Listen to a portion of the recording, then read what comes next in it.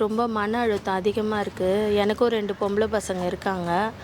ஆ யார் வந்தாலும், எது வந்தாலும் இதுக்கு எதனா ஒரு தீர்வு காண மாட்டாங்களா அப்படின்னு அதுதான். மற்றபடி வேலை வாழ்வாதாரம் பொறுத்த வரைக்கும் நம்ம கஷ்டப்படுறோம், கொள்றோம். ஆனால் நம்ம கஷ்டப்படுறதே பசங்களுக்கோசரம் தான்.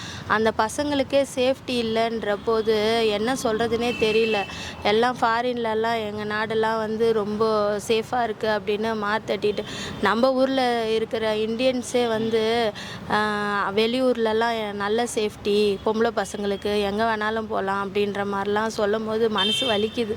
நம்ம அந்த மாதிரி சொல்ல முடியலையே அப்படின்ட்டு. நான் ஆட்டோ ஓட்டுறேன். இப்போ இந்த சிங்கப்பெண்கள் அப்படின்னு சொல்லிட்டு நிறைய ஸ்கீம்லாம் கொண்டு வந்தாங்க. நானுமே அன்றைக்கி பிளாக் ட்ரெஸ் போட்டு போனோமா, நீங்கள் சிங்கப்பெண்ணான்னு சொல்லி கேட்டாங்க. சரி பரவாயில்ல, ஒரு விழிப்புணர்ச்சி வருது போல இருக்குது அப்படின்னு பார்த்தா, திடீர்னு மறுபடியும் இந்த மாதிரி நியூஸ் வருது.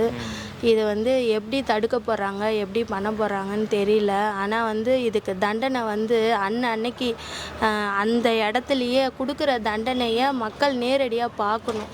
பார்த்தா தான் பயம் வரும். இதை கோர்ட்டு கேஸு அப்படின்னு இழுத்தடிச்சு அவங்க அதுலேருந்து அப்புறமா பின்னாடி கொஞ்ச நாள் பரபரப்பாக பேசுகிறாங்க.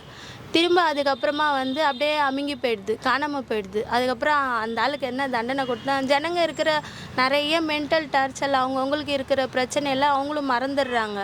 திரும்ப மறுபடியும் இன்னொருத்தன் புதுசாக முளைச்சி வரான். இதுக்கு தண்டனை ரொம்ப பயப்படுற மாதிரி இருக்கணும். அப்படி இருந்தால் தான் இந்த பாலியல் பிரச்சனையிலேருந்து நம்ம பசங்கள்லாம் விடுபடுவாங்க.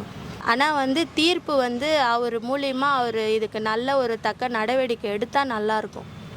எல்லாருமே அதை தான் எதிர்பார்த்துட்டு இருக்கோம். இவர் ஆட்சியிலையாவது இந்த பாலியல் வன்கொடுமை இல்லாமல் இருந்தால் நல்லா இருக்குமே. ஜனங்க முக்கால்வாசி பேர் எதிர்பார்க்குறதே அவர்கிட்ட அது ஒன்று தான்.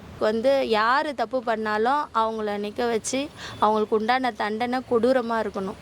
இன்னொருத்தவங்க அந்த தப்பு பண்ணக்கூடாது. அந்த மாதிரி பொதுப்படையான நடவடிக்கை எடுக்கணும்.